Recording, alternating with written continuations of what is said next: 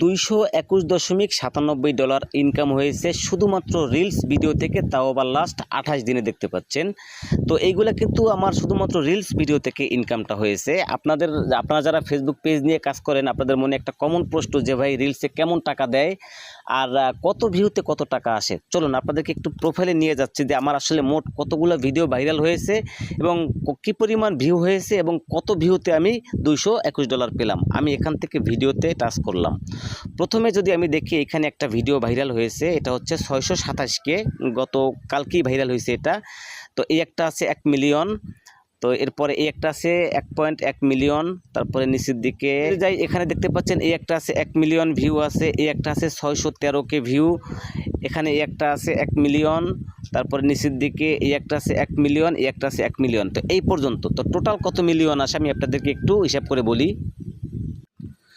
তো এখানে